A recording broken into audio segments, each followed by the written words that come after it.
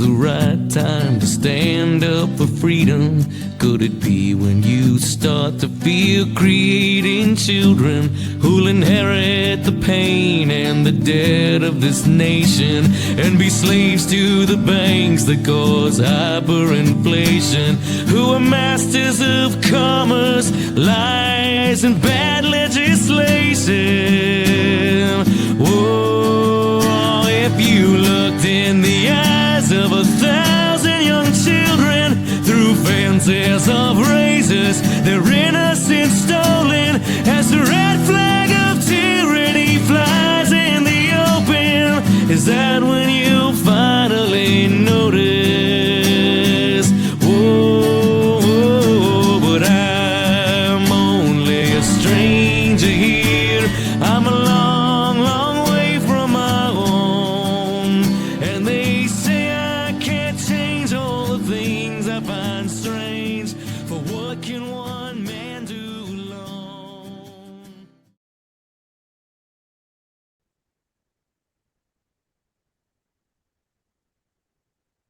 Welcome, everyone, to the Liberty Test, the podcast that puts principles of freedom under the microscope through the lens of the platform of the Libertarian Party of New York. Today, we're diving into a situation that highlights the tension between individual rights, community desires, and the power of the state. We're talking about windmills. Not the charming rustic kind, but the industrial giants that are increasingly dotting our landscapes here in New York. I'm your host, Dan Castello, Vice Chair of the Libertarian Party of New York, and joining me today are fellow Libertarian activists Robert Schuon, Karyn Thompson, and Rose Leatherman. All right, guys, let me set the stage for tonight's discussion. It's a tough one, and it raises issues that are pretty challenging for libertarians. Thinking through this, I know my head is spinning, so I need your help. So, get this. Imagine a town where residents cherish their quiet, scenic views, but the state decides to construct a wind farm.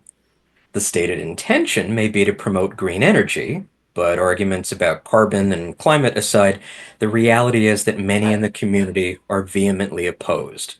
Yet their concerns are seemingly brushed aside, and to make matters more contentious, taxpayer money is being used to incentivize private landowners to allow windmill construction, regardless of the objections of their neighbors.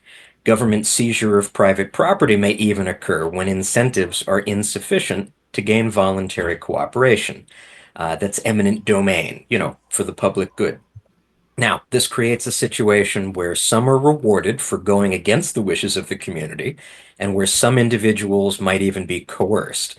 And that further drives a wedge between residents while simultaneously strengthening the state, since they're the ones who control the money, besides also being in control of the regulations about what can and can't be built. So this scenario presents a complex clash of values. On one hand, we have the state asserting its power and claiming to act in the public interest. On the other, we have individuals who feel their rights to property and self-determination are being trampled. What does a truly free society look like when faced with such a conflict? Is there a role for the state in this type of situation? Does the state have a legitimate right to force its will on unwilling individuals? So in our conversation today, we'll look at our platform and we'll address questions that arise from these issues. We'll probably get into the concept of eminent domain, which allows the government to take private property for public use. I believe always with compensation, but it circumvents the norms of voluntary exchange that we believe are so critical in a free market. But again, is this power a necessary tool for progress and the good of the community, or a tool of oppression that violates individual property rights and incentivizes corruption? We also intend to scrutinize the use of taxpayer money to incentivize private landowners. Is it fair for taxpayers to fund projects that are actively opposed by the communities they're meant to serve? Does this create a system of unjust favoritism that undermines community cohesion in addition to violating individual rights? And then most importantly, I think we need to address the very nature of property rights and the government's role in upholding rights. What does it mean to truly own land, and what kind of actions can an owner take? What is the relationship between majority rule and the protection of minority rights. Is this a compelling argument for why states are necessary? All right, so the questions are complex and the answers are not immediately clear to me. In today's episode of the Liberty Test, I want to explore these fundamental questions and examine why this case study in particular is important for understanding the true nature of liberty. After all that, Karyn, I need your help. I'd like to start with you. My head is spinning trying to make sense of the contradictions and all the questions that came up. So let me simplify it. Is windmill construction, sponsored by taxpayers, an example of the state acting as a criminal organization by using taxing, stolen money, to achieve its goals? Or is the state operating within limitations acceptable to libertarians because it's working for the public good? I think if it were working for the public good, they wouldn't have to bribe people off their property. Good ideas don't require force. So, if they're overpaying, and I believe they do, right? Like they generally give them an offer they just can't refuse, and then they relinquish their land. So, it's bribery, right? It's coercion, and we expect nothing less from the state. But it just seems like in a true libertarian free market, they wouldn't have to do anything. Companies would want to come in and build these windmills, and the residents would be really happy because that's clean energy, although that's debatable as well. But the fact that they have to force things makes me question, it makes me instinctively think it's bad. Well, it seems like the efficacy of windmills for whatever purpose is a separate issue from whether the government has the right to step in and manipulate things to create the outcome that it wants. Well, and they're manipulating the housing market too, right? So say they offer me Every market. they offer me $500,000 for my house. It's nowhere near worth that, right? But then the people 2 blocks from here who maybe had a $500,000 house, well, now theirs is probably worth 3 because there's a 100-meter windmill over here. So I mean, it affects whole communities, not just the people selling the land. Yeah. Well, communities are composed of individuals, and unless an entire community unanimously agrees to whatever the externalities are for the windmill construction, what does our platform say? What does libertarian philosophy have to say about what private owners can do with their own private property? I mean, government issues aside, Karyn, if you wanted to build a windmill and I was going to pay you to build it and we were in business together, but Rose was your neighbor and didn't want to see or hear windmills, what rights, if any, does she have? And what would the mechanisms be for sorting it out without the state?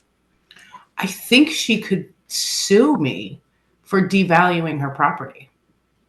There's a finite monetary, figure you can put on that. She could probably prove damages in court. All she would have to do is call an appraiser. Well, doesn't that require the state? Bob, I know you've had a lot to say about what insurance companies would do and what private courts would look like.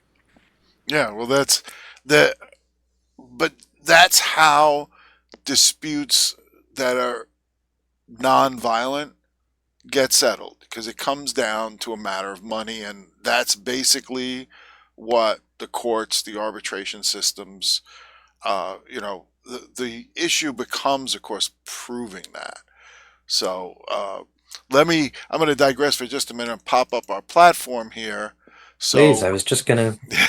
so if you look at 1.4, personal property, individuals have the right to acquire, own, utilize, and dispose of assets, which is your land as an asset, as these are the outcomes of human dedication through the investment of time and effort, meaning you've put time and effort through your job or through working the land or doing whatever. That's the start of this that touches on several others. Personal privacy is probably one of them. But that's where we can begin and say, okay, first, how much was the loss? Now, it's probably easier to prove like a property values that I have a house that sits on this many acres of land, is this many square foot, and has these features, and it should normally sell for, and I've had appraised quotes for this much, but now that the windmill is here, it is now this much. The trick is going to be proving to an arbitrator, to a court, to whomever, that that loss was due solely, deliberately, because of the windmill, and that you have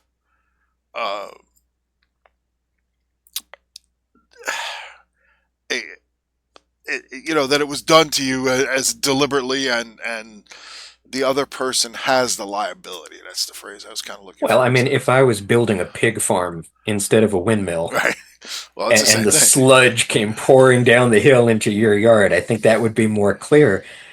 How much damage has to be done? How much of an externality does there have to be? See, this is where it gets very sticky now.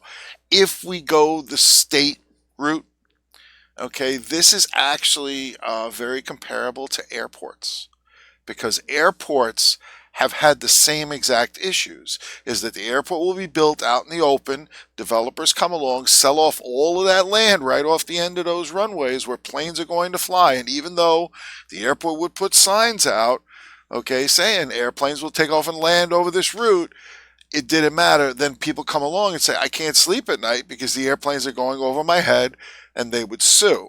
The problem is that current court law is basically like noise invasion is not enough. Like there's a few cases, supposedly a military, flying super low over your house, but in those cases, the only judgments that were received were for physical damage. You know what I mean? Like, so, if your house was damaged or your dog was, scared to death, like, you might get something from it. But so far, the stuff that I've heard has only been like noise itself is not a physical invasion. Now, there are obviously exceptions because the law is not, law is not uniform across the board, but so it makes it tougher. It's one thing to say, like, the noise of the windmill going around, but to actually get something from it, who knows? Well, and Rose, of course, I know it's you've worse. got some strong feelings about this. I mean, when private communities get together and come up with their own rules, is that democracy? Is that the formation of a state? I mean, how would a libertarian society tackle noise? Well, the question of who owns the airspace around them, which includes like the right to make noise or the noises that surround your property, I think it's important to get back to like the basics on libertarian property rights theory. So per like the more Rothbardian type libertarian property rights philosophy, justly acquired property is that which you've either homesteaded, as in transformed via your labor when it was previously unowned, or acquired through voluntary exchange. So, for example, suppose there's this untouched land that I have homesteaded myself. I've built myself a house and I've decided I'm going to put up windmills. There's no one else around me, so I'm not infringing on anyone else by building these windmills.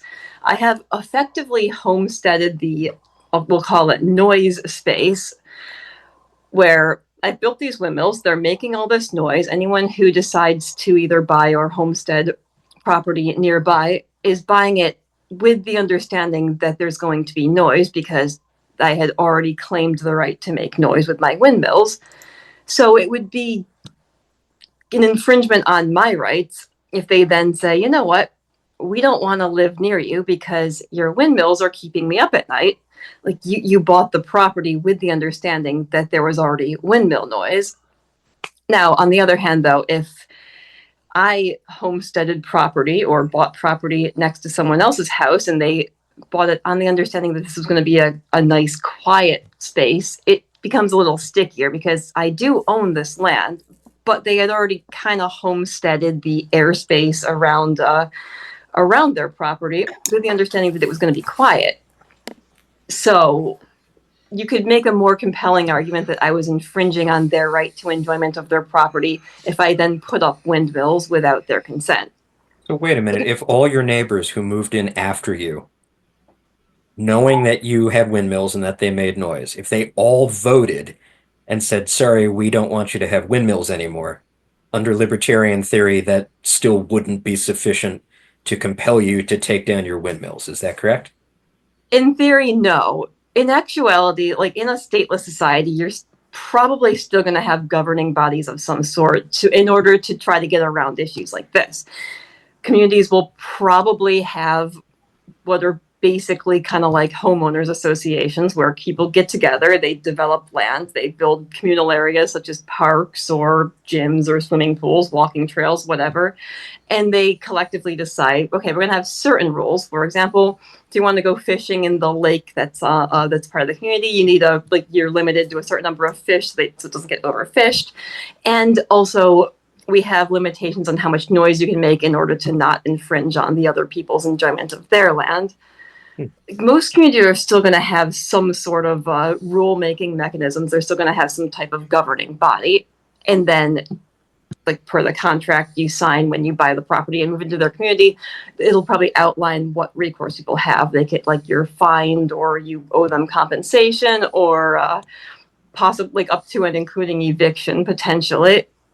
Okay, I have to ask, and I know this is a digression, but Karyn, you've had personal experience with issues like this within your own community. I got to ask you about your chickens.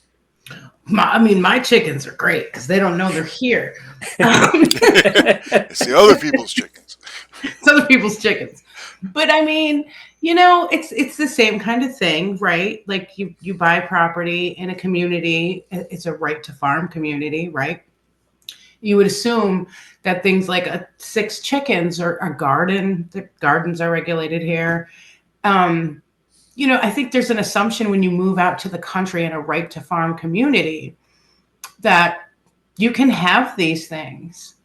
And it's kind of the same kind of thing. You move into a nice, quiet community, you expect a nice, quiet community. And then windmills show up. Are they kind of hoodwinked? I feel like, yeah. In some ways, they are. It's an increasingly common problem, though. Like suburbanites moving out more into rural areas, and then complaining that we can hear cows mooing constantly, or we can hear farm equipment, and then expecting people to cater to them. So this is an increasingly common problem for them to understand. And then they want the state to step in and stop people from making noise on the property that they've had long before these people moved out there. Right. And they So is this an argument in favor of zoning? I would tend to say no, because zoning restrictions even if they make sense on the surface, they tend to get very oppressive. Being told that even if you're in a house where you have some land surrounding your property, you can be told, you're not zoned for farming, so you can't have 5 chickens, even if they're not bothering anybody. You could technically still get in trouble with the state for having them because you're not zoned for livestock, and chickens are considered livestock. Well, the thing is, the whole point of this is you could do on your own land things that don't affect anyone but you. When you start affecting other people, then it becomes a problem. It becomes something that needs to be worked out. However the means, I don't want to get into a specific means. The problem you have, with let me use current law, and again, not a lawyer, but here's the things that I've heard about, is that to get damages of some kind, first you have to prove that the other person did it, they did it deliberately, but then you have to prove that you can monetize those damages. And that's a very sticky point, because something like noise, how do you quantify that? Like you said, property value. Well, it seems that's more than that. It has to do with changing the character of the environment, right? So it has to do with keeping the environment the same as it was when you move in. So if I move in after Rose and after Karyn, and they have dogs and chickens, but no windmills, and then I put windmills, am I significantly changing the character of the land? Okay, but give me a dollar amount for that. I know, right? No, that's the problem. Is that Yeah. not only do you have to prove in court, like currently under our current system, that there was damage, but you have to be able to quantify that damage. Otherwise, what is the redress? Personally, I think we have to go back and look at the free market as a tool to allow property owners to align the future use of their property with their own vision, like a restrictive covenant. Because a property owner could, for example, create a legacy by like selling his land contingent on the development carrying his family name, right? And then should the property owner be too restrictive, the value of his property would fall. He would be exchanging a psychic good, like his family legacy, for cash, and that puts an actual dollar value on what we're talking about here. So if I sell my land to someone saying, and you should never be allowed to change the character of the land in terms of its noise pollution, or the visual outline of the hillside. But who I'm is like? How do you enforce that? Like how? Well, How? in a Because contract, I would have to spell that out. And again, not a lawyer here, but surely when you sell according to some terms, the price of the property would go down because the more restrictive you are, the less you're going to find willing buyers, right, right? but the seller is a third party. You know what I mean? Like they may not be the person that's putting up the windmill. So now you have a case where somebody's selling you a property in complete innocence that they don't know that any of this is going to happen. If they do, it's a different story because now you have somebody who's not giving you the full terms of the sale. Well, And, wait a minute. I'm talking about the person who owns the land that the windmills are going to be built on. okay. Right? So if I own, enough acreage that a wind farm is possible, and right now it's just a big open field or it's a forest or something, and my neighbors all moved in while that was the character of the property. So they enjoy the bucolic setting, they like the peace and quiet, yada yada, right? Hmm. I sell the land to the state in order to build windmills, or I sell it to a private developer, or I lease it, or whatever. Hmm. And windmills are going to be built there. Couple of questions. One, what right, if any, do the neighbors have to restrict what I do with my land or what the people after me do with the land? Two, what right do I have to restrict the people who buy the land from me or lease it from me? Those are two different arrangements, but what right do I have, right? And then how are those enforced? So if there is a right for the neighborhood to come together and restrict what I can do with my property, how do they enforce that? And if I have a right to restrict what future property owners can do with my property, how is that enforced? Aren't these roles for a strong state? Well, this is the problem is of course future owners, even if you have restrictive covenants, they're extremely hard to enforce because once you're gone off the property, it's not yours anymore. You're selling it to another person, which basically means that it's their property and they get to do what they want with it. Now, your neighbors is a whole nother story. That's a whole different animal because your neighbors will have a say in what you do, especially if it affects them. Again, there's cases of like people that go build dams on their property. Okay, the community absolutely has a right to restrict certain things like that, especially in places where it could be dangerous because it's happened. It's actually happened that people would build these dams for their own uses, neglect them, and then the dam would break, and then all your neighbor's property downstream would get damaged. People could get injured or I'm killed. so glad you brought that That's up, right? Isn't correct. that another role for government to make sure there's Well, no, that's a role for regulations compensation. and That's a role for responsibility because the person that does that, is responsible. Okay, let's go into the further. Okay, let's say you build your wind farm and a rotor blade cracks and flies off and impacts your neighbor's house. What then?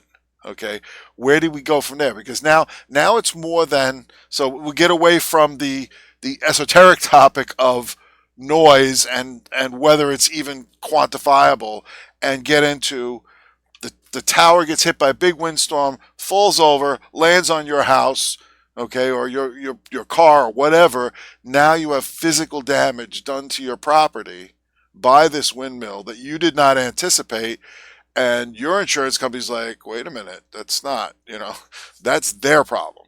And It seems like we've actually elucidated a few different layers at which problems need to be solved. You have your interpersonal community problems, like my relationship with my next door neighbor may be about, how well I want to get along with them. And so to the extent that I value that relationship for various reasons, I'm going to be more or less sensitive to their wishes about how I use my own property. But that's not an issue for courts or the state unless there's actual provable right, damages. damage, that's occurring. Right? Would you To guys go- agree with that, or am I To off go base back here? though, I wanted to go back to the enforcement mechanism thing, because this is an issue that's frequently raised in discussions about our philosophy.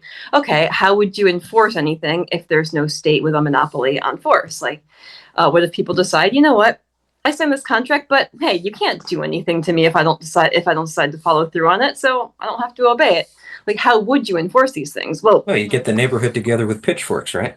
No, hopefully eventually not. that may happen eventually. But what would likely happen is similar to how we now have credit reporting agencies. We would probably have private contract negotiation firms, and we would probably have people. You'd have something similar to a credit score where you had a contract score. You're a Chinese communist. It's a social credit score. It is effectively like if you have a history of signing contracts and then not following through on the terms, people are going to be a lot less likely to want to enter into a contract with you again going forward, because how can we trust you if you have this history of I not don't following know. through on That sounds a contracts? lot like We- Amazon reviews, and those We get don't gamed wanna- like crazy. We don't want to let you move into our gated community because you have a history of not following through on your contracts. Odds are, if you move in and then you violate other people's enjoyment of their property, and we try to hold you accountable for it, you're not going to follow through. So people would lose access to various parts of society if they routinely broke their contracts. Yeah, but it wouldn't be enforced by the state. It would be private property owners saying, you know what? Sure. I don't not want gonna you on have- my property because your score shows that you Are not have trusted. noisy dogs or something. Pretty much. Here's one for you. You know that electrical wire that you need to run back to the utility, the one that runs across my property? Yeah, no, you can't do that. You see, and then here's a private solution is like, yeah, no, and I'm not going to sign that contract for you to run your wire across my property because you've proven that you're not reliable and that you've taken liberties with the contract. So yes, a community can enforce things individually. Again, the closer government is, the more flexibility there is, because you can do things that you wouldn't want a federal government to do in between persons, and you can hold people a lot more accountable without bringing down the boot of justice at the point of a gun. Yeah, I mean, how much power does a local town board actually have if people don't consent to go along with? Yeah. Right? I mean, it's not like they have an army. They might send the police department over with all 5 police officers, but right. But the point being is, but they also can be like, yeah, no, we're not going to allow you to connect to the grid because you're not following our rules. So you could take those nice, expensive windmills and you could sit on them and do whatever you want to do, but you're not going to be able to use them to make a profit. well, maybe this is a conversation we should have another time, but this is bringing up memories of the government cutting off access to people's bank accounts back during COVID, Well, okay. because they're not cooperating with the Yeah, government. but see, it's quite one thing if your local community is not supporting your little project because you're impacting your neighbors, and the federal government coming in with an unlimited amount of funds, an army, and all the technology to shut you down. Like see, that's the thing. There's a complete world of difference between those two. That's why I say government that's local is one thing, okay? But government that is remote and massive it's exponentially worse. The further government gets away from you, the worse it becomes. So we're not against Well, government. with the banking thing, like, it's one thing if there's a competitive market and you can go to a different bank. It's another thing if the state has a monopoly on the monetary and banking system and they can cut you off. Because then it's not like you can't just say, oh, go build your own banking system or go join a different bank. Like, it's a little different when there is a state enforced monopoly on something, in which case, no, they should not be able to cut you off because you said something that the bank owner didn't like on social media or something. It seems like there's a pretty fine line, though, between what we would accept in terms of coercion and what we wouldn't, and that in many cases, at least in normie land, it depends on what the issue at stake is. So, for example, I didn't want to go here with this conversation, but it seems like we have to. The argument behind windmill construction is that the whole planet is going to become uninhabitable unless we switch over to eco-friendly power generation, right? So isn't that an example where the government has to come in? Okay, this is the point where in the pre-show we were discussing. I had a little thing to drop on you. Think about this: windmills take the energy of the wind and convert it to power. Now, in doing so, it uses energy. It uses the energy of the wind. But the energy of the wind not only comes from the solar, but it comes from the fact that the planet is rotating. Okay? That's what carries the winds from west to east, is that the planet is rotating. The wind doesn't have the inertia, so it basically rotates in that direction. You are now taking that. Is it possible that windmills are acting as a brake on the rotation of the planet?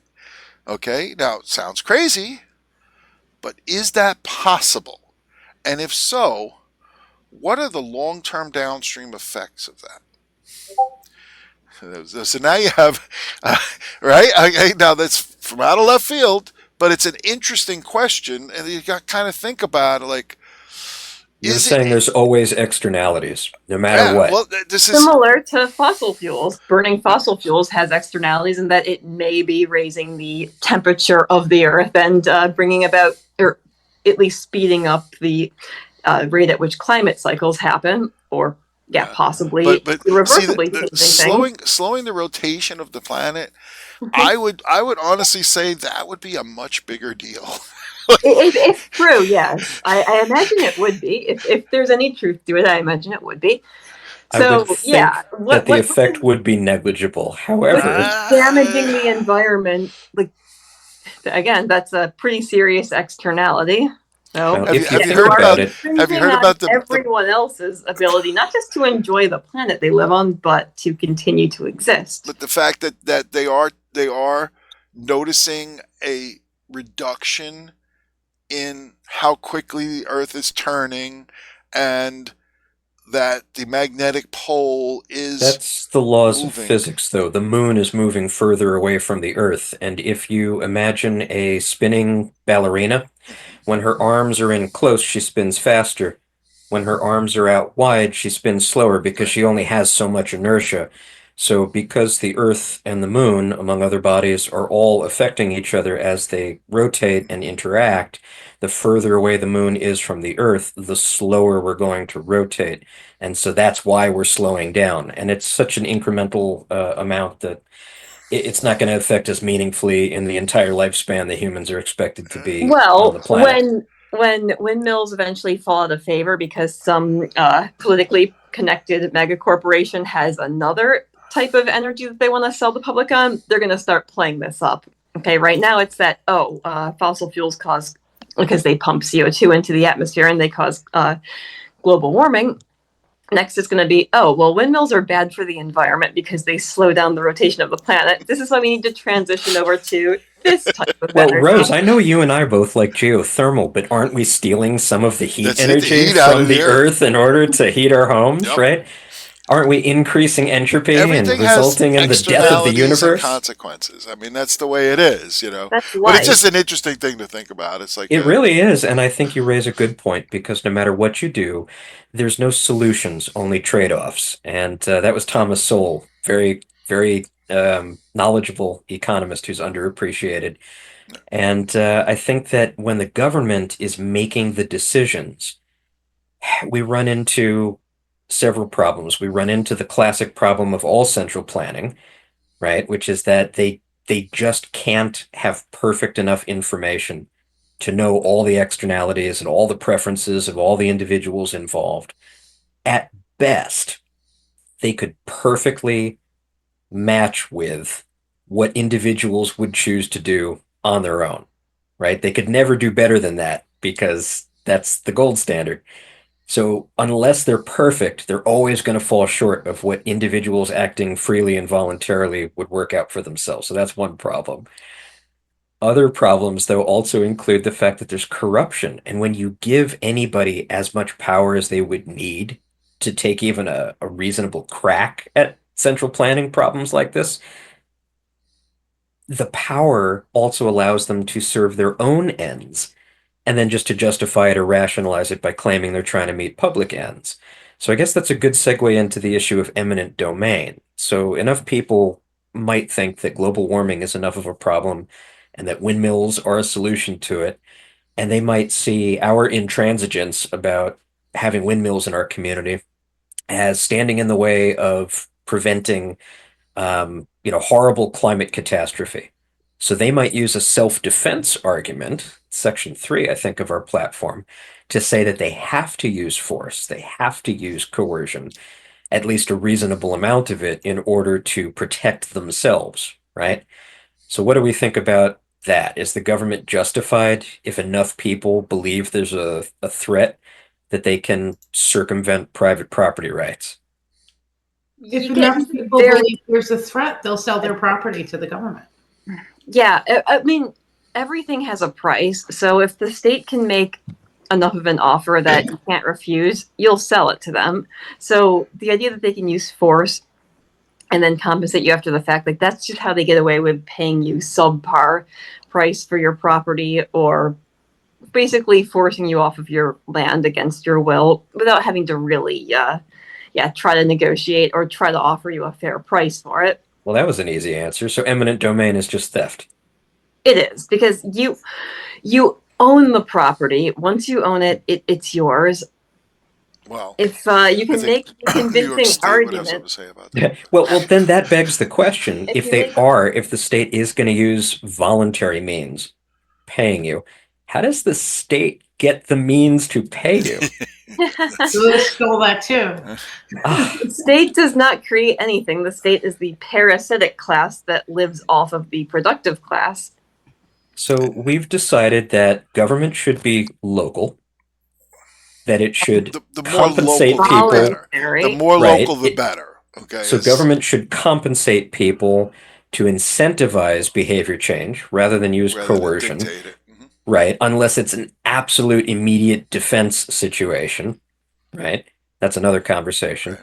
And now we've just touched on the issue of taxation.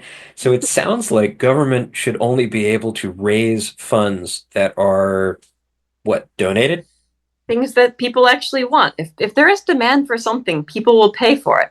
If I want a park built down the street from my house, and someone who wants to, like a developer, is collecting funds to say, okay, would you like to have a park down the street from your house? We're collecting funds. Like people will voluntarily donate to this. It sounds like government wouldn't even be necessary in that case. You could have Well, a privately organized park that is created for the good of the public. Like here in Onondaga County, we have the CNY Land Trust, which uses donated private funds to purchase land and then opens it up to the public to use for recreational purposes. And people volunteer their time because they find like it's nice to have a place where you can go and hike. So people like this enough that they'll actually go and volunteer to clear trails and to pull up weeds that are clogging the trails or creating an eyesore. Like, yeah, people will volunteer or they'll voluntarily pay for something if it's something that people want. All For right, sure. so we don't need government for that.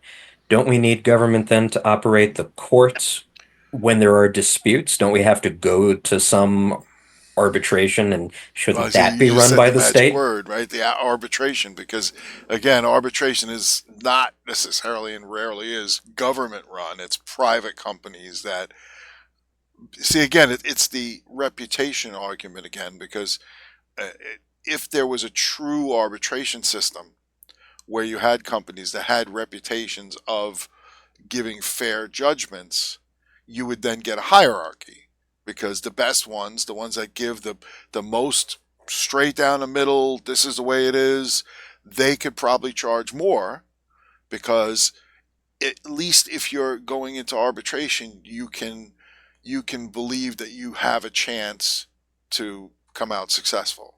Well, given how Whereas, inefficient our court system is, isn't this the way most private corporations actually solve their disputes?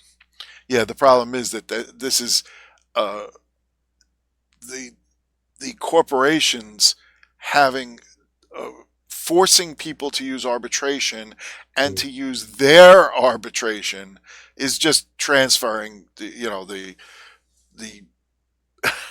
You raise a good control point. to So, them. Bob, what would stop me if I wanted to build windmills on Karen's land and she was cool with that and I was going to pay her, and Right. you and Rose didn't like that? What would stop me and Karen from forcing you to arbitrate with us in a friendly court that we selected Well, if see, we didn't that's have the see, state?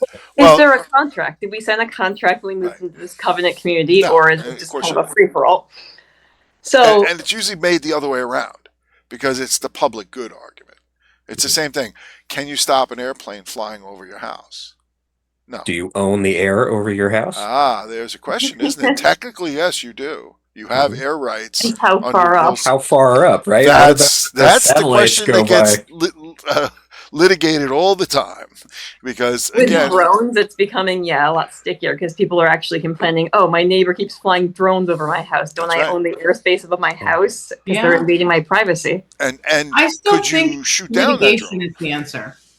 What's that? I really do. I think litigation is the answer. I think that you two could take Dan and I to court Mhm. with an appraisal. Get several appraisers that have Right. no interest in this, truly impartial third party appraisers, and say, yeah, this house is worth $250,000. If not for that mess, it would be 300. And if you get enough people that can testify to that, I think there's your $50,000 lawsuit. Here was the solution that was proposed by Samuel Konkin. People would, like, in the absence of a state, people would likely have basically a general purpose insurance agent. Like, if your rights are violated, if you're unjustly fired from work, if like your property is damaged, basically. So if somebody builds windmills, I can go to my insurance agent and say, hey, this person is greatly infringing on my right to enjoy my land. What are my rights here? And then we'd go from there. Then they would do the research and put in the work necessary to figure out, okay, they signed a contract or they didn't sign a contract on what they could do with their land. And this would ultimately end up in private arbitration. So it seems like all the services that government ostensibly provides could be provided on a free market, There would be a and the demand. dangers that the state creates, for example, using eminent domain, would be completely eliminated in a free market system. Because there is always going to be a demand for dispute resolution and for contract enforcement. Hmm. So, What The about problem we have now is because of the way government has usurped the court system, created basically just a morass of delays, of unfair judgments, of all of that. Then you get the corporations who basically don't want to have any liability, and they're not held to account by using arbitration that is at best what's the word I'm looking for? Dubious. Let's put it that way. You know what I mean? So, because Yep. again, if it was a case of, okay, tell you what, you pick two arbitrators, or you pick one arbitrator, I pick one arbitrator, and one we agree on mutually. And then they make the resolution.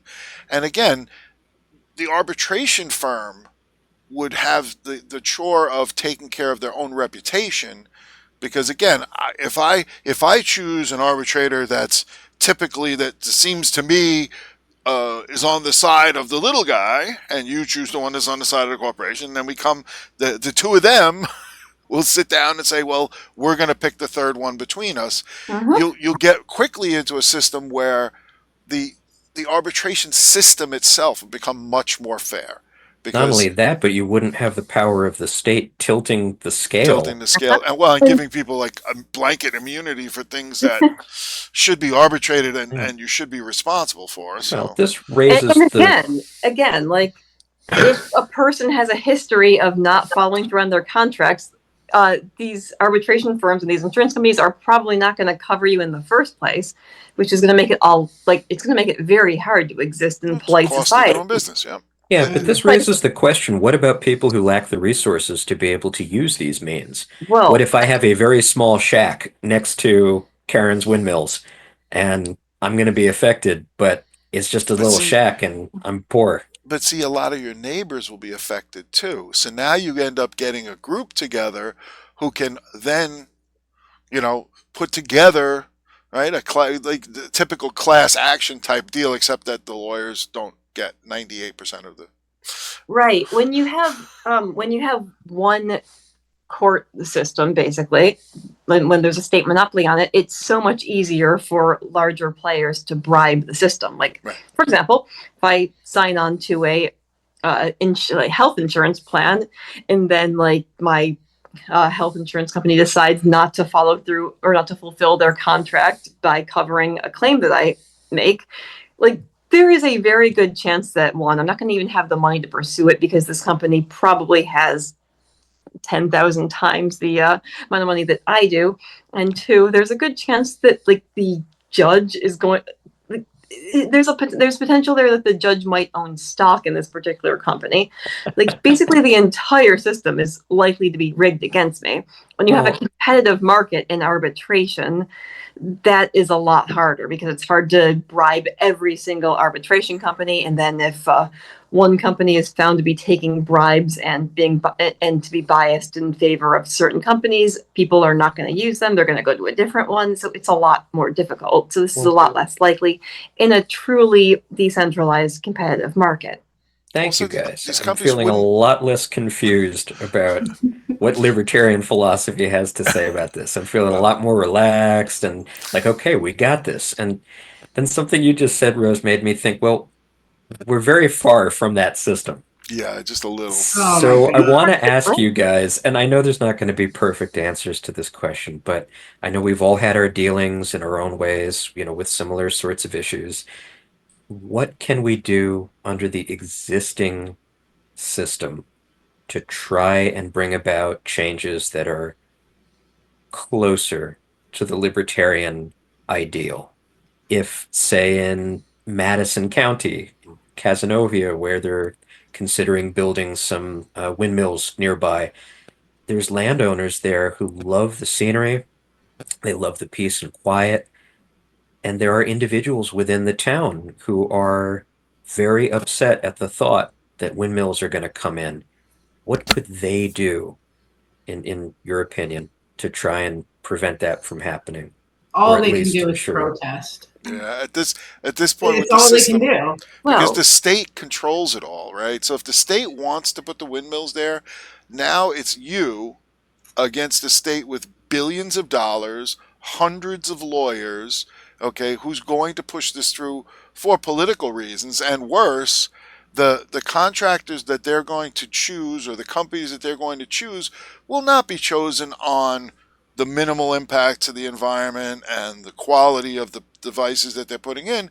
They're going to be chosen for political reasons because they're the companies that are in with the politicians. So you have a case where the only thing you could do at that point would be to try and switch the politicians to something that's more friendly to you, which is difficult because, again, even the best politician gets trapped in the system because they have a million lobbyists all lobbying them. Oh, hey, we can help you get reelected, or we can do this for you, or we can do that for you. And it's very difficult to deny them, because if you do, then you don't get reelected, and Right. for the most part, In a society with real property rights, like if enough people didn't want somebody to build windmills on their property, they could just get together and say, "Hey, we would like to buy this property off of you," and then they could leave it looking nice and scenic if they wanted to. Or Well, what would stop people from deliberately saying, "Hey, I'm going to open a pit mine and fill it with plutonium unless you buy my land"? it's, of course, that's something that could happen. well, But again, like also, if there's a demand In a free market? if there's a demand for windmills, like for example, okay, you live in the area where the windmills are going to be built, like maybe people would be okay with this if they got a significant reduction in their power bills. Okay, they're going to build windmills. Therefore, we should have access to cheaper power if they're going to build these supposedly highly efficient energy making devices. Like, shouldn't we see a reduction in our power bills? Like, again, everything has a price. Maybe I might be willing to sacrifice the scenery if I paid significantly less on my electricity bill every month. So here's a question for you guys. If a person who was libertarian minded really wanted to stop the state from moving forward with its project, would it be within acceptable libertarian philosophy grounds to, for example, I don't know, plant something endangered like roseroot, which grows locally in Madison County, but it's endangered? If it was found on the site of the windmill, gee, it would cause all kinds of problems, but right? that's playing right into the hands of the state. Sounds Because like statist jujitsu, well, using that's their own rules against them. yeah, exactly. That's one thing is that you're using their rules against them, but there are also other ways. Okay, look at the reports that we were looking at reports before the show, and they don't have a terribly good reliability record. They're expensive. Okay, they have a lot of limitations. There are parts problems, and then you have a problem with disposal.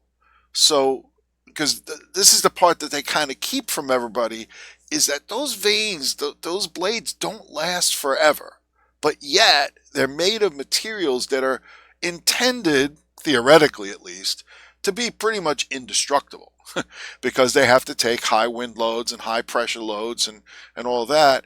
So when they wear out at 10 or 15 years, whatever the current lifespan is, they're basically indestructible waste that gets buried. And that's, first of all, that's one of the ways to attack something like that, is that, wait a second, what are you going to do with the used blades? Oh, well, we'll get rid of them. Okay, where? Who's paying for it? And are you going to basically bury them in a landfill somewhere where they'll stay for the next 1,000 years because they're made of fiberglass and all sorts of indestructible plastics? Well, Bob, your point is very encouraging because it makes sense only if you believe that we live in a society that's still free enough that public opinion and rational arguments and holding government to its own propaganda actually matters. Well, and I know sometimes I feel black-pilled like it doesn't, but then again, you look at what's happening in the world around us right now and the victories that are being racked up by activists in various places, and you may be right, Bob. That might actually be the way to go. Maybe I don't have to go and dig up some roseroot. It's the best way to go because he's turning them on themselves. Yeah. These climate change alarmists who want the windmills are now going to have to explain what you're going to do with all this indestructible waste. All the oil it takes to power the machines that build them, and all the fossil fuels it takes to build the windmills in the first place. The fact that it can take years and years for them to offset the cost it's perfect. Let them eat themselves. The fact that it's killing endangered bird species because they keep colliding with the windmills, or because of the deforestation required to build the windmills.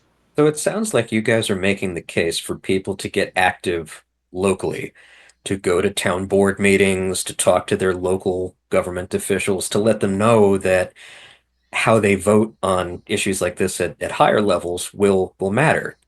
I have a very radical suggestion.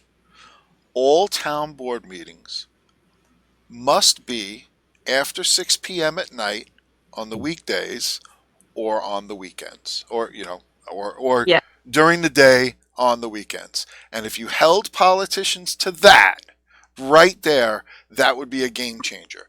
Because again, things that the reason that politicians hold these meetings during the week, which, oh, that's our working hours. Well, yeah, but so is your constituency. That's their working hours, and they're not available to pop on down to your meetings every week. So guess what? You want to be a politician? You want to hold the reins of power? Then you're going to have to make a few sacrifices for the public good. But it sounds like the public will have to make a few sacrifices too and actually show up. Well, that comes into individual responsibility. And as libertarians, we believe in the individual, and you are responsible to take care of issues that are important to you and your family. So by insisting that the meetings be at a time when the public can show up, then you'll get the response, and people, if they don't come to the meeting, that's on you. And don't forget, you can call, you can email, right? Yeah. And even if it's not the actual representative or councilman responding, I think that'd be less of an issue the lower and more local you are. But even at higher levels, if you are contacting them, communicating with them, you're creating at least some pressure. And people shouldn't just give up and refuse to take any actions and assume that it doesn't matter, because that's feeding into the corrupt system if you just abrogate that individual responsibility. Right. People are so, I think, like, far removed from the process that it doesn't, because it's so impersonal. People feel like, oh, my voice doesn't matter. They're not going to listen to me. They're going to listen to their big donors. Or like when your representative lives hundreds of miles away and has no connection to your community, it's a lot harder to get them to listen versus when they are part of your local community and are, for example, not going to get invited to your Christmas party or not going to get invited to your kid's graduation party. It's a lot different. Local businesses are going to say, you know what, we don't want to serve your type around here, you sleazy politicians. Like, it's a lot different when there are consequences because you've managed to anger your local community. Well, if people want to get involved at the local level or higher, at the end of this podcast, there'll be some contact information for the Libertarian Party of New York. You can email us at info@lpny.org. We've got a website, which is still under construction in some ways. That's lpny.org. And you might be able to get in touch with a local county affiliate if there are issues locally. And if you don't have one, you can contact the state. We might even help you get organized in your county if that's something you're interested in. Regardless, if anybody wants to know more, please reach out. If not to your local government, then to your local libertarian. And with that, I think that's about it for this episode of the Liberty Test. Thank you, guys. Thank you. Thank you. To see everybody. Where will you be when the order is given to censor your mind as free speech is forbidden, as martyrs for peace from the world will be driven away by the sound of a bellowing thunder and choke on the blood of a dream going under?